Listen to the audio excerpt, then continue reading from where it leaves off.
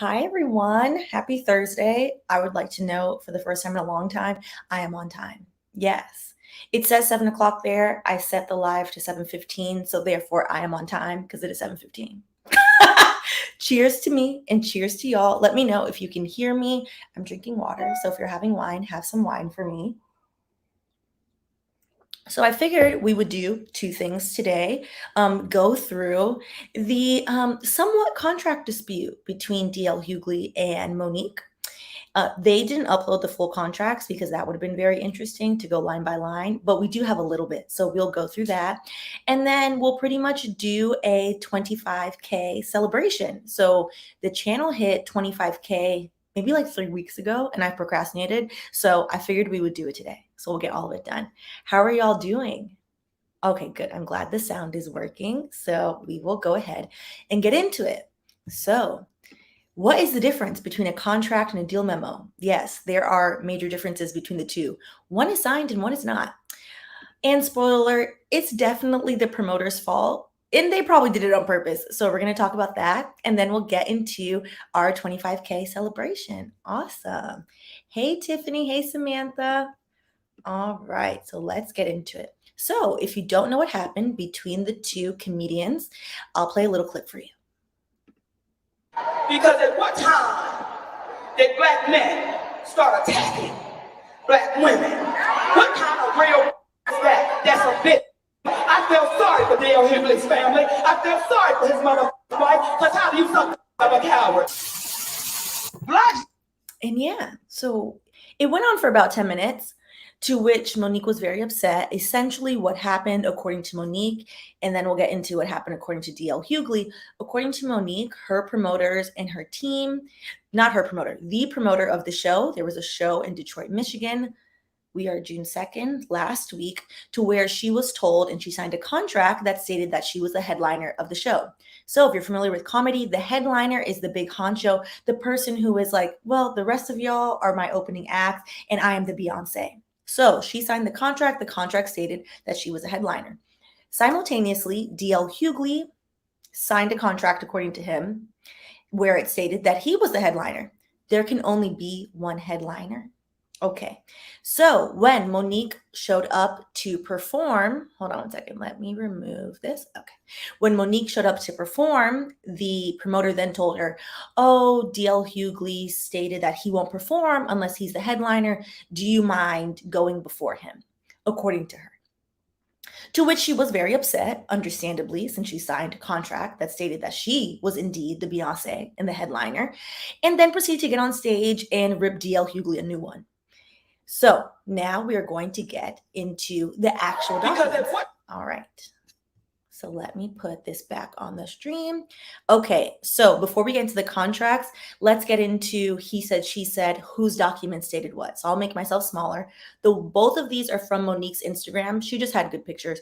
The one on the left in the yellow is from DL Hughley, and the one on the right is the schedule from Monique. So if you look at, which let me remove myself so I could lean in, child. If you look at the schedule on the left, it says DL Hughley is the headliner. If you look at the schedule on the right, it says Monique is the headliner. The only person that prints and controls these schedules is the promoter. Yes, child. Is the messy promoter who throughout this entire thing is not being named. And I find that very odd and very comical. So then Monique also produced additional receipts, some emails. I only listed this email because it says, hi, Stephanie. And I was like, oh, I found it comical that Stephanie was in there. And it basically, when you have a contract dispute, a few different things happen. First, you look at the contract. What does my contract say? What did I sign to? Monique is in contract with the promoter. DL Hughley is in contract with the promoter. They are not in contract with each other. They have no contract privity with each other. They are not parties to anything together. Their real dispute is with the promoter. I have a theory on why they're having an argument with each other, and we'll get into that at the end. However, one of the interesting things is when you have a contract, Whatever's in the contract is what goes. It doesn't matter. There's usually a clause at the end of each contract that says this contract supersedes any oral conversations, any written agreements, anything that you may have inferred or thought of prior to the signing of this contract. People usually will produce email evidence to dispute contracts when they say, no, that's not the contract I signed, or that's incorrect, or external extrinsic evidence. And sometimes courts will look at that. This is not going to go to court. Highly unlikely. The two of them are just arguing. But that is the reason for people then saying, not only do I have a contract, I have email receipts. Okay. So let's get into this concept of a deal memo versus a contract. Now, a deal memo, if you are not familiar, I would say it's not just in entertainment. Entertainment definitely uses them. In tech, depending on like the size of the deal, we also use deal memos. Deal memos are not contracts. Deal memos in entertainment specifically are one pagers. So I'll make myself small so y'all can see this. This is one page. I should have zoomed in so y'all could see. But if you zoom in on the screen, or if the screen would let you zoom in, on the right-hand side is Hughley's deal memo. It's a one-pager. Deal memos are one-pagers where essentially they include the most important business points. How am I getting paid? Here's my bank account. What time do you want me to show up? Is there a break fee in case I'm like, you know what, I have the flu, I can't go. Do I get any money? Things like that. A contract is then usually drafted off of the deal memo. Usually the deal memo, the business people will work out. In entertainment, it's usually the agent and the manager will send the deal memo to their client. The client will look at it and it's like, okay, that's fine. They'll then send it to the attorney. So they would send it to me and be like, hey, Stephanie, this is the business points. And then I would add all the legal points. So all the legal points would then be indemnification clause, termination clause, which is important. All of the boring things that business people do not want to read get put in the actual contract. So as of right now, Hughley has not produced a contract. He produced a deal memo. Deal memos are not signed. So it's not a contract. A deal memo can be a contract. Essentially, all a contract is an agreement. And the contracts can be oral, but let's just focus on written for this instance. All a contract is, in this instance, a written agreement between two or more parties that states, I'm going to do A, you're going to do B, we agreed, and it's signed. There's no signature on here. So the intention of the deal memo is never for it to actually be a contract. His deal memo is also from UTA, United Talent Agency. It's one of the largest talent agencies in the world next to CAA and WME. UTA has proper contracts. There's a contract somewhere. Whether or not he signed it, oftentimes entertainment, the contracts get signed way after the performance or the deliverables are given. Who knows? They started squabbling and then half squabbled and then continued and didn't produce all the receipts. So on the left-hand side, which I'll make myself small again, is the first page of Monique's contract, and only the first page. So let me remove me so we can see what's signed. The contract is one of, actually, it's so small I can't even see it. Hold on, let me lean in. I think the contract is 9 pages. I think hers is 9 pages. She only posted the first page. And then you'll see 2 signature boxes on the edges of the paper. And that usually when you have a multi-page deal, depending on European companies require it. So any deal I ever did with Europe, it is required to do that. In the US, it's not, where essentially by signing to each page, you're stating like, yes, I have read this page. It helps avoid contract disputes. So when people are saying like, of course, my lawyer just gave it to me. It was 20 pages. I was busy. I trust them. I signed the last page. Signing each page is more helpful because then it shows like, okay, you're responsible for this. Did you read this? However, because she didn't post the last page, we can just assume. She said it's signed. We can assume it's signed. I have no idea. She only posted the first pages. Dejan Williams is a great question. Are deal memos subject to change? Yes, they are. They're non-binding. Essentially, deal memos are non-binding. So that way, the idea of it is like a preliminary agreement. So if anything changes, it just changes in the contract usually. So for example, I worked on a deal last year that was about 60 pages. It's so much easier to track a deal memo because the deal memo is also for the salesperson. So like when you're in tech. So our deal memos in tech are usually like 3 to 4 pages. A 1-pager would be lovely. It cannot all fit into there. And that is just to give the business person more leeway. So that way the attorney doesn't have to negotiate everything. Okay. All right. So with this, when DL Hughley produced his deal memo on Instagram, he also included a caption because it's Instagram of see, like she's saying nonsense. This says that I'm the headliner. I don't know what her problem is, etc., etc., etc. I'm gonna assume, I'm gonna go out on a limb. He probably has a contract, and maybe it's not signed yet. Because if it was signed, he would have already posted it. I don't know why she didn't post her signature page either. It's a little interesting. However, one of the things that I thought was interesting, well, let me make this a little bit bigger, was if I click back, here we go, to Monique's contract. If on the top of her contract, you can see that it says Hicks Media Inc., Monique Hicks, and then Monique. And so basically it's on her letterhead. And so DL Hughley then in his Instagram post in the caption then called out the fact that Monique's contract is on her letterhead, which I thought was interesting because that's very normal. So for example, I have a statement of work form document and I have a consulting form document that I drafted since I'm a lawyer. So, skip a little bit of fees, but also because it has all the terms I'm comfortable with. So occasionally on the few sponsorships I've done, I don't ask them to send me a contract. I send them mine and I fill in the deliverables because I know that everything in the contract is favorable to me. I drafted it. It's so much easier. So usually artists, when they are working, if they have their own LLC or their own company and they already have a form document that their attorney sent them, it's usually like battle of the forms. They will proactively use their document and say like, oh, can we work off of this one? Because if you receive a document from somebody, that means your lawyer has to now go through the entire document. It will take longer for review. And also you don't know what they put in there. It's so much simpler to just use your own document because I know it's in my document. I know the indemnification clause is favorable to me. I know the termination clause is favorable to me. I know all the terms are favorable to me. And I do expect like some level of pushback, but at least we're starting at a place that's more favorable to me. So that's essentially like the purpose of that. Hold on.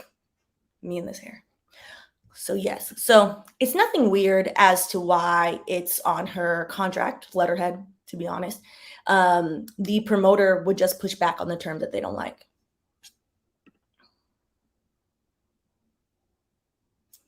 All right, and then, all right, to Callie Coco's point, Tank clarified on TSR. I love how different people are chiming in. It's so funny to me that having your own letterhead on contract is standard too. Yeah, it's faster.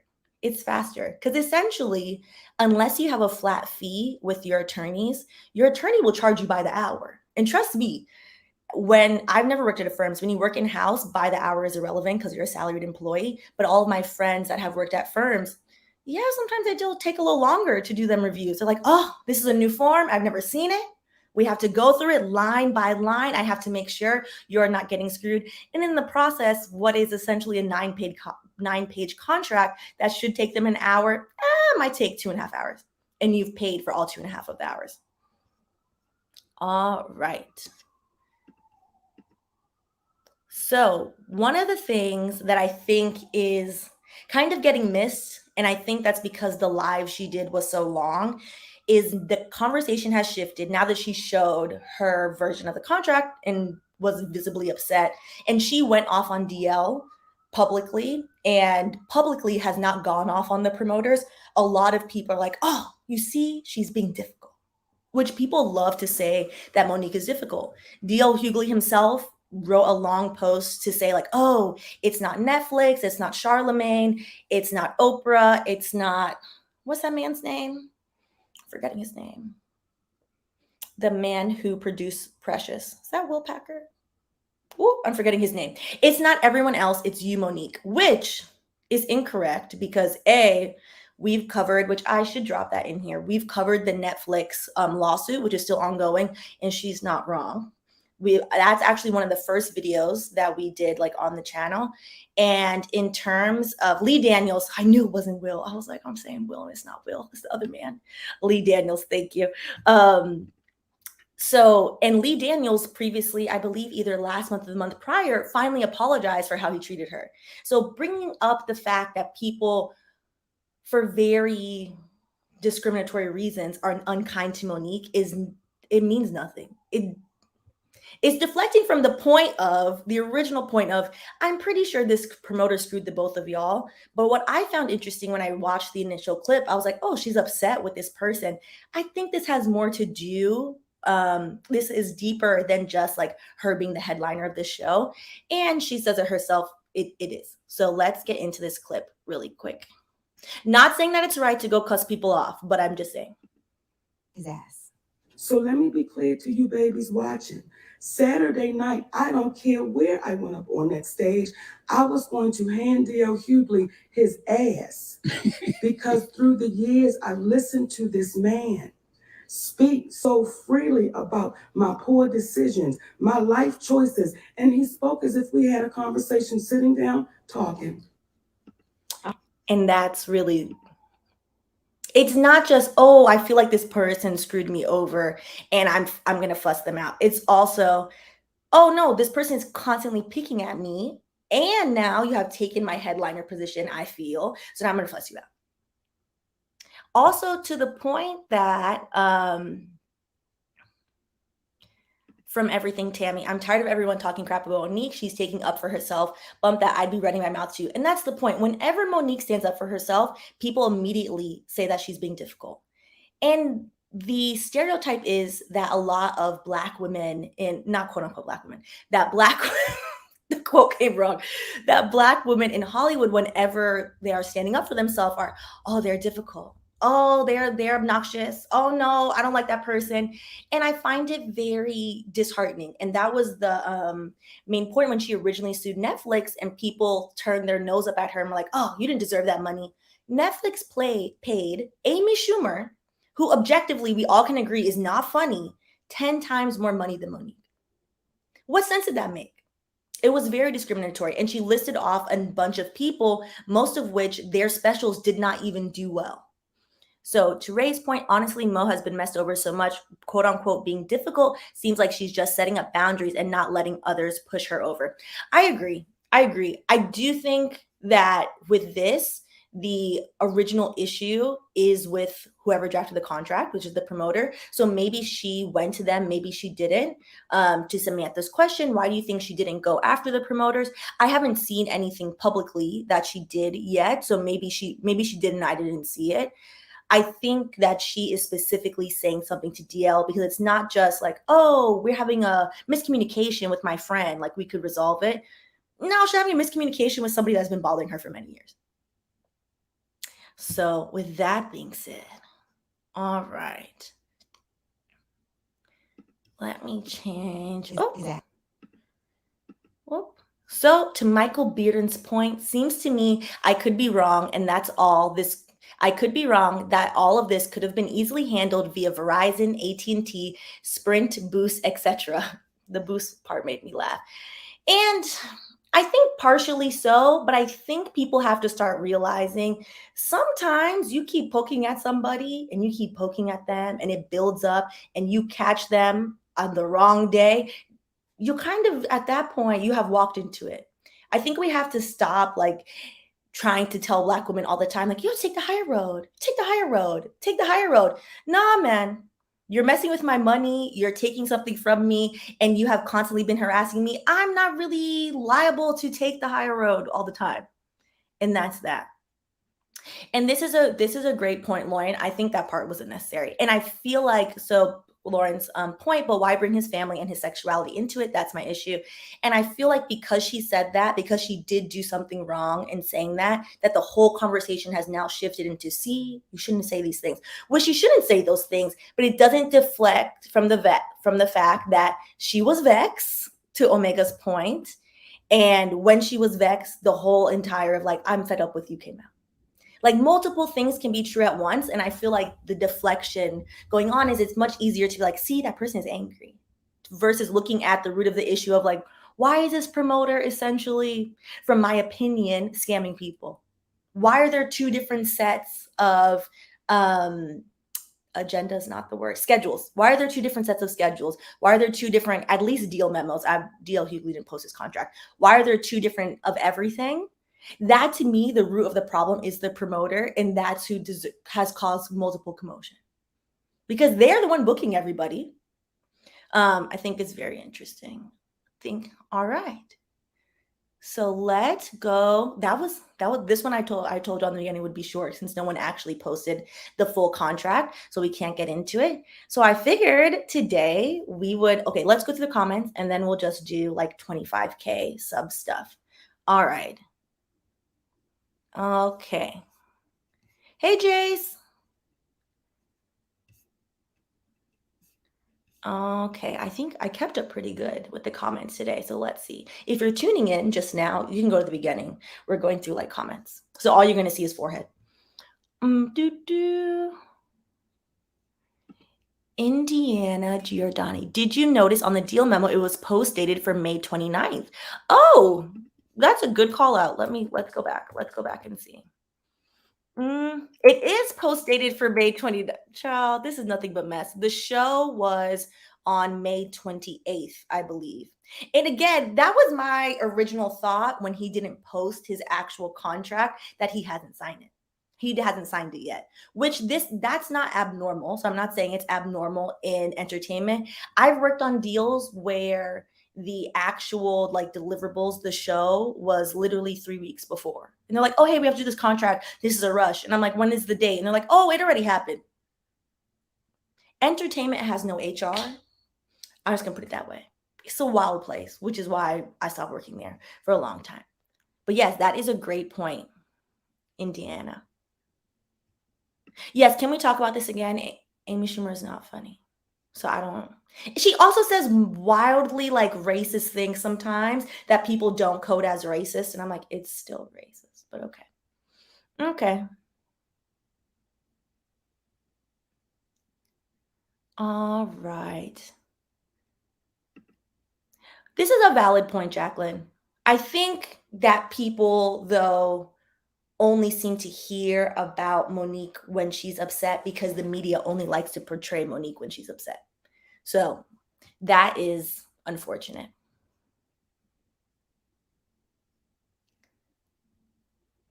Yep, I'll link that the prior videos about her Netflix, because that is a very, I would say like that case is very telling because it goes through her entire career. And like, this is nothing new. This is nothing new, people treating her this way.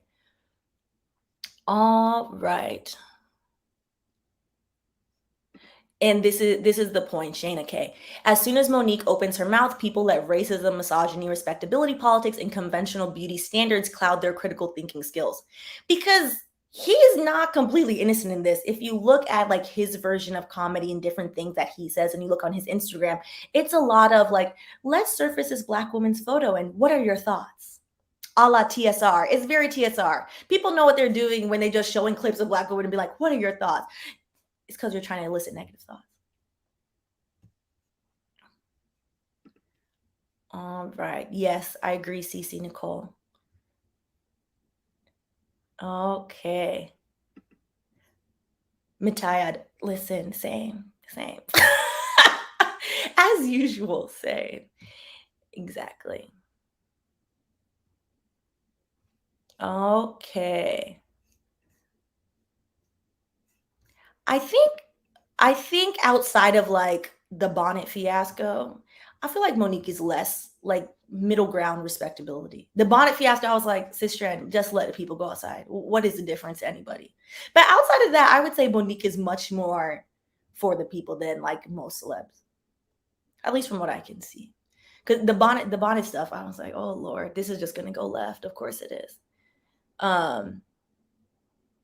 Okay, so with that, because this was pretty short, we'll see if anyone actually posts the entire contract, which I'm sure they will probably do when they finally sign their contracts. You know, people don't have any sense of time, including myself, who has no sense of time. I figured we would do a little 25K celebration, which I decided I wasn't going to drink for like the next couple of weeks, so I'm drinking water. I figured we could talk about anything. So whatever like questions y'all have or topics you want to talk about, let's get into it. I figured we'll just do it whatever. We'll just have a little fun. So, all right. I agree.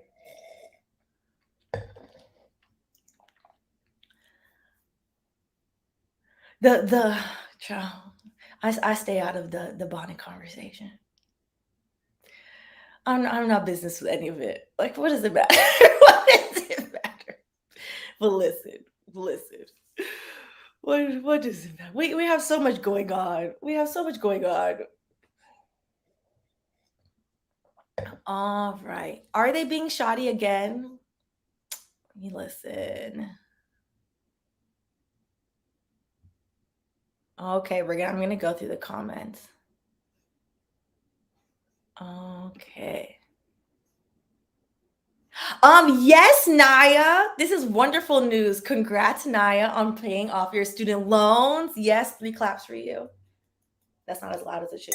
Oh, there we go. If this breaks, ciao. Yes.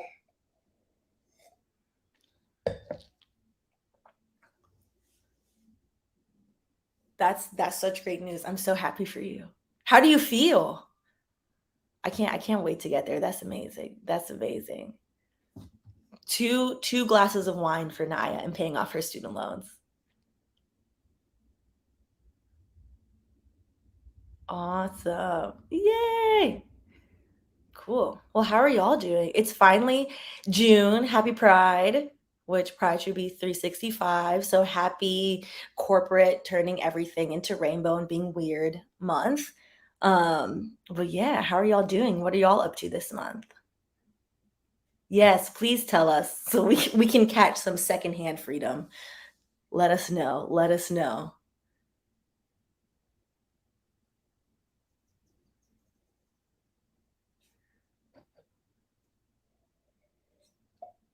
Thank you. Who Marine?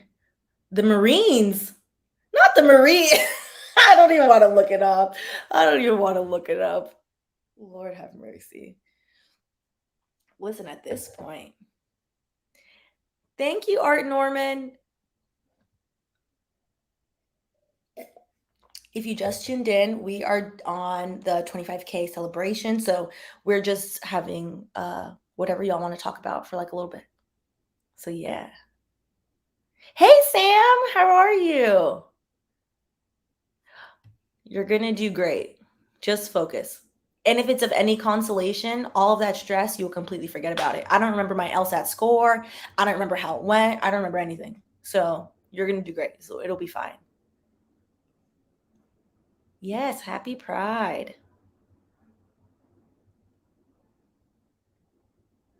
Awesome.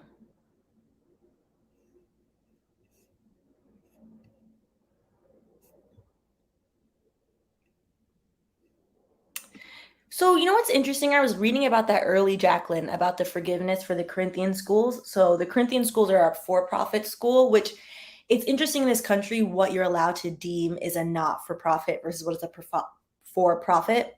For context, the NFL is technically a not for profit. How? Exactly. But the specifically for-profit schools have always been very predatory in that their graduation rates are super low. The cost of tuition is significantly higher. Trump had his own little Trump University, which no longer exists for obvious reasons because it didn't even run. So Biden forgave, I believe, was it all of their student loans? I think it was 500,000 people. Maybe it was more than that. Basically, what he's doing is going about forgiving all of like the super obvious schools, like, oh, this is obviously predatory, to basically bolster, like, see, I'm doing things. But he has yet to even hit a significant percentage point of debtors. So there are 42 million people in this country that owe student loans. Not even 1% of those loans have been forgiven. So I don't think it's an indication of hope for us, but we'll see. We will see. He allegedly his team is going to do the 10K. I'm not sure if that's going to go through because, you know, America believes in rough and rugged individualism and not community. So people are already complaining. What about me? What about you? It's not about you. It's also like not a fix. So they need to address like the cost of education and the interest. So the student loan update video that I just put out this morning, 2 videos in one day, hey, talks about that if y'all want to check that out. Awesome.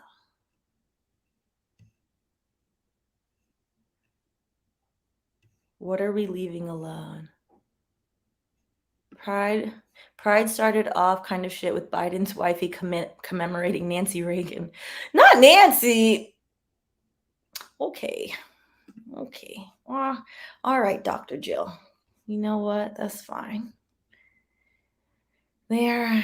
Mess. Tina, I have thoughts, and most of them are for Patreon because they're not pleasant thoughts. 6 months in, these people, I tell you, it's not giving what it's supposed to give. More so, they just don't allow me to do the change that I would like to see, that I told them I wanted to do, that I was very transparent about, and that's been very frustrating. So I'll keep y'all posted on how that goes. Sam, $10,000 a slap in the face, and just for JoJo to say he did something. Exactly. And I don't even think he's actually going to do it, which is also the problem. What I'm most annoyed about, I think, is like this constant roller coaster of like, oh, maybe, yes, okay, oh, happy, sad. The mental toll of having student loans in this country, when your student loans literally accrue $10,000 of interest a year, is so stressful. And there doesn't seem to be enough like thought given to that whatsoever.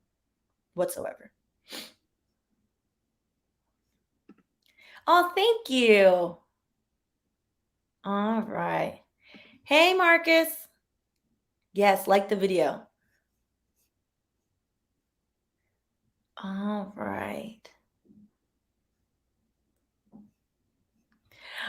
You know what's so funny? I was gonna put her in the thumbnail, Nini as well, and we were gonna get to Lenithia. When I first heard about it, and I haven't looked up the case yet, like the actual like documentation. But when I first saw it pop up that Nini Leak's new boyfriend, the boyfriend's wife, they're still technically married. He says they're separated. You're still married if you're separated. Is suing Lenithia because in the state of North Carolina, you can sue people for loss of affection from your spouse, aka if your spouse leaves you for another person, you can sue them. And the first thing I thought of when I saw Miss Leaks pop up in the internet was Fantasia, because Fantasia also famously was sued by her. I believe they ended up getting married. Her now husband, I can't remember if they got married. Her boyfriend at the time, his wife, for the same thing. So, child mess. But yeah, we can get into it. Nini is also finally suing Bravo. I think like maybe it's a little bit too late, but I have to look at that case, which is interesting. And we're going to do Roe v. Wade. I didn't forget. I just have to sit down this weekend and script it out. And we're also going to cover the very sad and interesting facts that have come out about the BLM organization and the money on Patreon this weekend. So I didn't forget. We're going to do it probably on Sunday. All right. Oh, she did. Interesting. Yeah, I remember when that happened and people were very like, wait, you can sue for that? And it's like, yep, you can. According to WJ, 7 states. Yep, for loss of affection. And then they usually compile it like loss of affection, emotional distress, which is a tort, which I would assume that would cause lots of emotional distress. So that makes sense. But yeah, interesting. I agree. In the video we did, I took the video down, by the way, because I told you I was going to take it down. I'm going to put it on Patreon since like people wanted to come in and start yelling like profanities and nonsense. But that's what I didn't like about that case. It was total like, oh, let's just focus on this and nothing else. And I'm like, people are dying, Kim. This is 2 toxic people. Yes, please come over. Come over to the Patreon. We're having a good time. All right. Hey, Trish. Yes, shout out to South Florida. Shout out to the 305.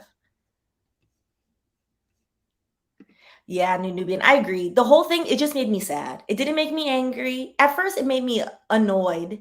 And then it just made me sad. I was like, oh, come on. Why are y'all doing this? Why? This is nonsense because it could be so easily avoided. I wasn't surprised though because certain amounts of the parents of the victims of violence that have been murdered, like Trayvon Martin's mom, Sabrina Fulton has been very vocal, like something not right over there. So it is very sad. So we're gonna discuss it like in depth on Patreon. All right. Oh, this is such a great question, Deborah. Do you have any hope for politics? Every time I think, oh, I should give up on this, I'm roped back in by the fact these crazies affect my life. I am a bubbly realist, I realize, a very happy realist. And I don't have no hope for the current people in place. They're doing nonsense. And I think that it's so far gone where most regular people have to work. All of us have to work. Obnoxious amount of hours. Everyone is acting like we didn't just spend 2 years, an entire panorama. Like we did. A pandemic has occurred, is occurring. I don't know what level of pandemic we are currently in. And all of that has been so stressful that I feel like the politicians have realized like, oh, these people are too tired to bother me. Oh, let me go eat this lobbyist filet mignon and do nonsense. They're not doing their job. Even AOC, who I used to have like much more faith in, no, none of it's giving what it's supposed to give. It's not giving what it's supposed to give. They seem to be of the mindset that they're not accountable to people that actually pay their bills, which is us. So I have more hope for mass groups of people saying we've had enough than I have for the current politicians, to be honest. To be honest. All right. Let me see. Yeah, a lot of people do not. Yeah. Wells Fargo and Wendy Williams, Chelsea and I, my good friend Chelsea, were speaking about that earlier, how Wells Fargo had essentially frozen Wendy Williams' account. They then appointed themselves as I'm forgetting the word right now. It's not a conservatorship technically, but they appointed themselves as basically a trustee, the trustee for her account. Her ex-manager, who's no longer her manager, claimed that she is unwell. According to Wendy Williams, they illegally, it is completely legal unless you give somebody permission to do so, went and found her medical records and gave them to the bank. And someone at the bank facilitated all of this. And then the court ruled in favor of the bank. So all of it is very frightening, to be honest. And one of the things that Chelsea and I were talking about is specifically how you rarely, and I'll say rarely, I'm not going to say never because I haven't seen it, but you rarely see this happen to men. It's usually just women, particularly single women. Like Britney Spears, when she was put into a conservatorship, was single. Wendy Williams is divorced. She's single. And it's very strange behavior. And it's just very much like, oh, misogyny on full display. Like, oh, there's no man to step in. Okay, cool. Let's just take all of it. It's very much wild. It's very wild. All right. Colonizer Exposed is the base level. So just the $2 level on Patreon. And then for the lives, the monthly lives, which last month we did 2, or the month before we did 2. One of them that is the monthly live is the $10 level. I'm going to try switch it up to where the monthly will be at the 5 and then the $10 level will be at least 2 or 3 lives. So that's the goal, which I'm trying to get there, but yeah. You can do it. I know a few people that had to take things 2 or 3 times. You got it. You got this with the bar, Sherry. You got it. I use Barbary. So if you want it, Barbary was it's expensive. That's why I had that damn Sally Mae loan to pay for Barbary. But I do feel like they prepared me very well. And then I don't remember the name of the company that I used to use their note cards, but there's a company, my friend had it and then she gave it to me where they have like flashcards because the bar is so much memorization that depending on how you learn, flashcards could be super helpful. And then I would recommend what I did was, I think California, your bar exam is 3 days long. New York is 2 days long. I did like full on mock bar tests, like bar exams. Like my friend Desiree and I did them together, and we would just sit there and pretend we were in the bar. And that I found super helpful, because then when I finally sat there, I was so annoyed. That was technically my 4th time, because I did 3 like mock test ones and like full conditions. And so then I was like so annoyed with it. It was so much easier. So I would definitely recommend that. You're going to do great. I would say once you just like keep trying, it will become a lot easier. Also, if you see me start sweating, don't be alarmed. It's because the AC is off, because it's too loud. And it's hot as hell in here, child. That's the one thing about New York. Unless you're like a rich person, there is no central air. So the AC is behind me. So it's warm in here. Listen. That's how I feel. And part of me is just like, we just push that along. Just push that along. It's nonsense. Yes, definitely same. Because people are forgetting, like, before the pandemic, it's not like everything was so great for everybody. And the pandemic has exacerbated it for certain communities and for everyone. And then all of these companies are acting like, oh, well, take your asses back to work. Everything's fine. My company sent out an email today that we will be discussing our return to office policy at the end of the month. Why? Why? Elon Musk, who is an awful, evil person, sent out some rude email to his employees today stating that they are fake working from home. So as of tomorrow, they all need to bring their asses back into the office. And if they want to continue to fake work, they can continue to fake work somewhere else. And if they want remote work, they need to do a minimum of 40 hours a week in the office. So my question is, like, how many hours a week do these people work? Which he then stated 40 hours a week is not even a lot of time, because the people in the factory work more.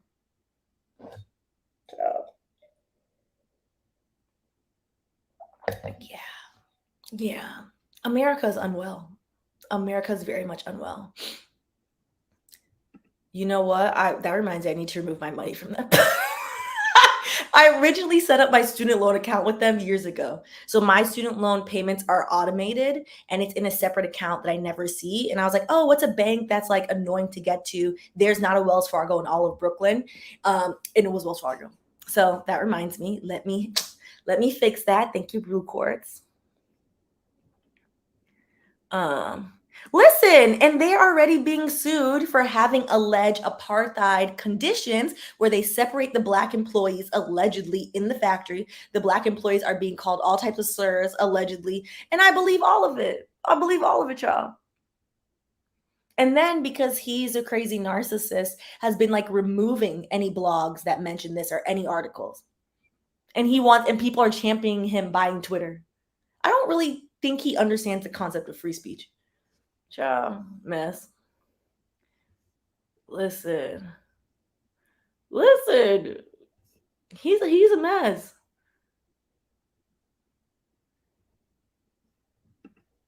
Sam, these CEOs are turning right because the people are pushing back. Work from home is here and will be here, and the people want unions. Exactly.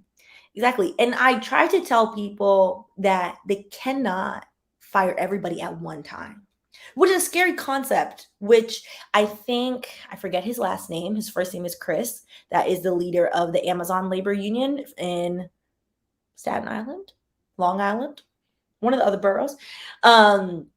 When asked how he felt when people that voted no for the union, even though the union passed, his response was, oh, I definitely understand, because people are very much afraid. Because companies will make you feel like, oh, I'm going to fire you. Like, if I fire you, you're going to starve. And yeah, sometimes maybe they'll fire you, but not all the time. A lot of the time, they're just bluffing. Now, I'm not saying go rile up by yourself, because that usually does not work.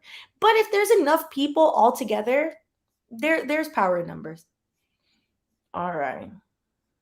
Listen, and that's all anybody needs to know. That's all anybody needs to know about that man.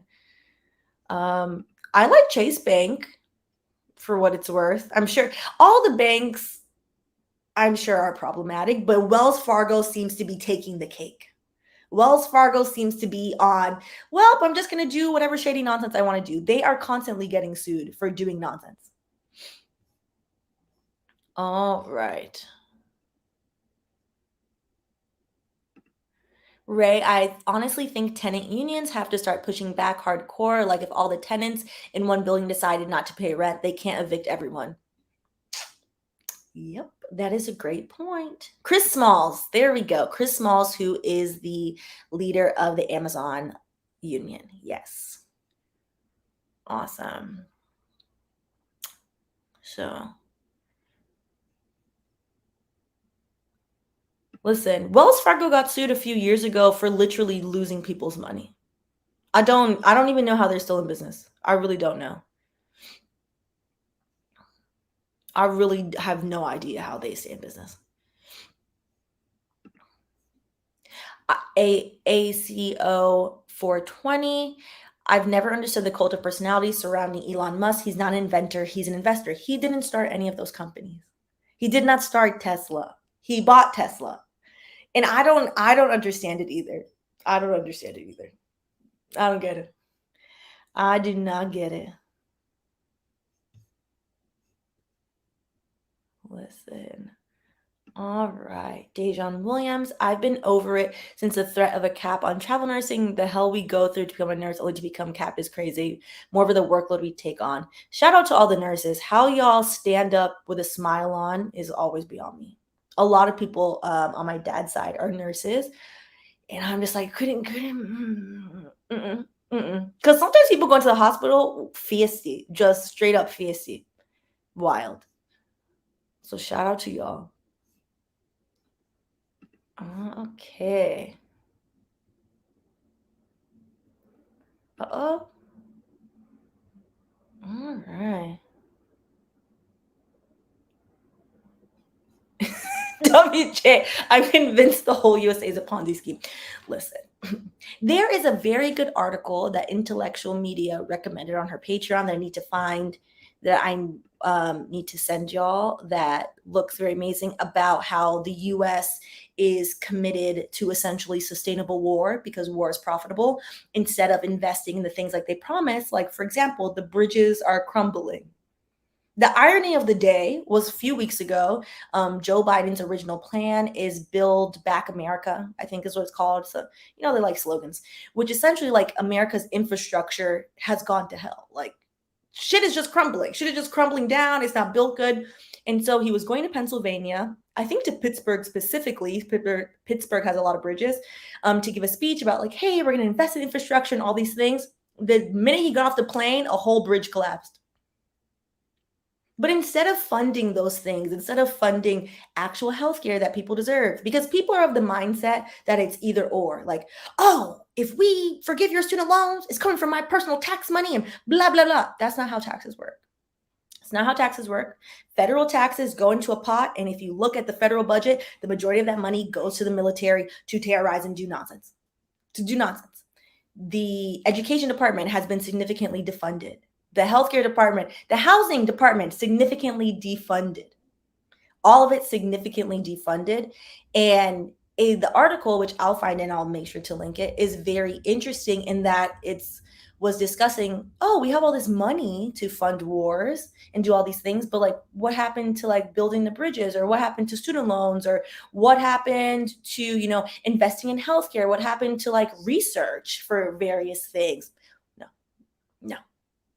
It's kind of wild. And the article is in such like a very poignant, short manner that is very hard to like not look at it. It's hard to be like, oh, what if Debt Free Gonna Be, who is like one of my favorite Instagram pages. I was like, not channels. Hold on. Let me find her page and I'm going to drop it in. Gonna Be, for everyone paying off student loans or any debt. She's lovely. Is this her page? Yep. Hold on. Okay, yeah, this is her page. She had a great post and I reposted it on my Instagram story the other day, which essentially people were complaining, or the people that complain about student loan forgiveness or student loan cancellation are always like, oh, I pulled myself up from the bootstraps and I bought this ranch and blah, blah, blah. The rest of Huna are lazy. Which is interesting because if you look at all the things that people pay for that don't benefit them, that's just how society works, taking care of people. For example, we are all paying money that funds the public education system. I do not have kids, but I want the kids to have good education. I don't have a problem paying it. You can't opt out of it. The children have to go to school. It pays for that. We have highway budgets, things like that to make sure the roads are good. I don't drive. This is New York. Drive where? Okay, whatever. But I don't want there to be potholes in the street. People pay property tax. All of property tax goes to education. My grandparents pay property tax. They haven't had children of an age to be in the school in how many years? But people are so focused on like, oh, if I do something, then I'm losing out on this. And that is not how it works. That is literally not how it works. It's nonsense. It's utter nonsense. All right. I feel like I see y'all are having another. Let me see the comments. Okay.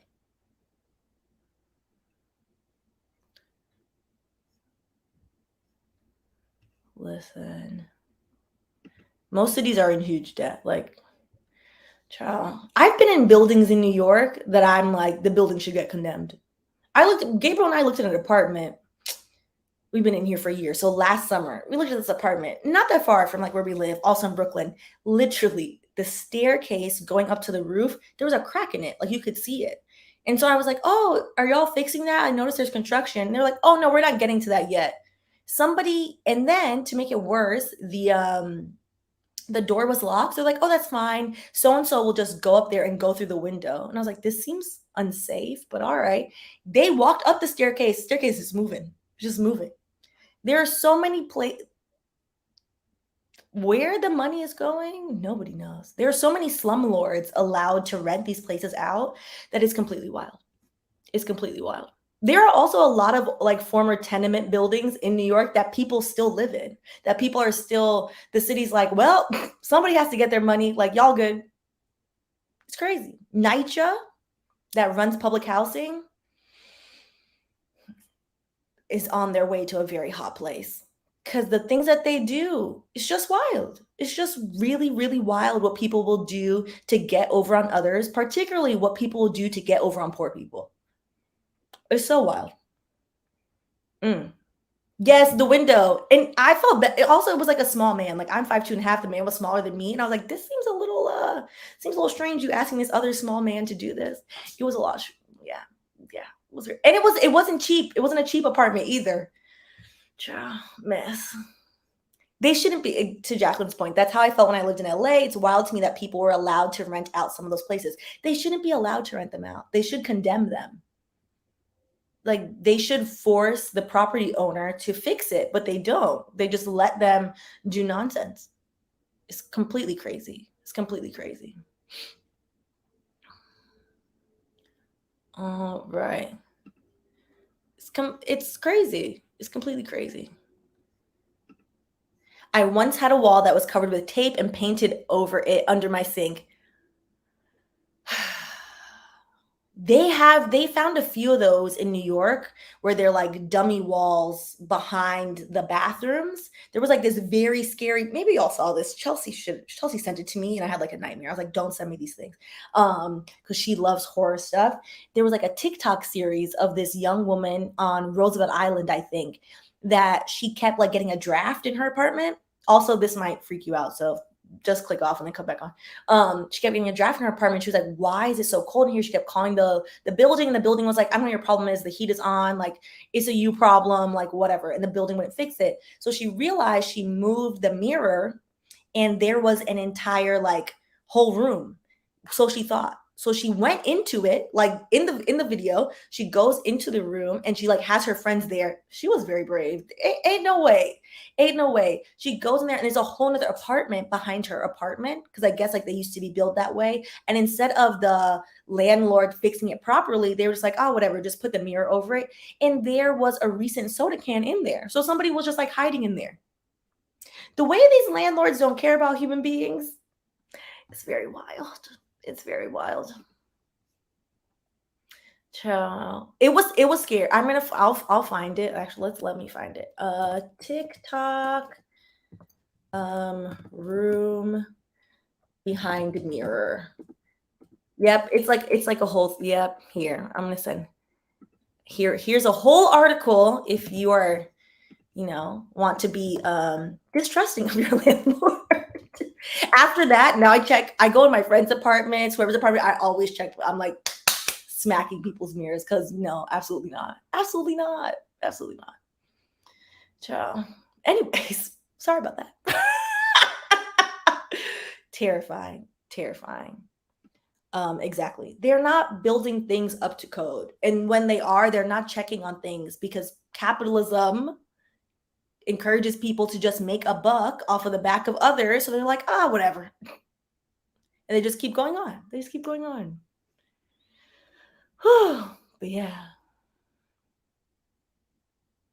All right. Well, I feel like we should end on a happier, non-terrifying note. So if you just joined, the part about Monique and DL Hughley is in the beginning, and we're just doing a little 25K celebration / horror story telling time. And also the AC child is so, I wonder if, can y'all hear this? Hold on, because I'm gonna catch on fire. Can y'all hear that? Is it super loud? Okay. I'm gonna leave it on until somebody says something, because if not, I'm gonna combust. All right. You can't hear it? Oh, amen, hallelujah. Oh, it's so hot in here. So glad. It's not super loud, or it's okay. We'll end in like 10 minutes. So if you have auditory issues, I apologize. It's just the AC. So yeah. But yeah, it's, I'm hoping we get some reprieve this summer, but I feel like the way everything is going in this country currently is spiraling at an accelerated rate towards something has to budge, because this is ridiculous.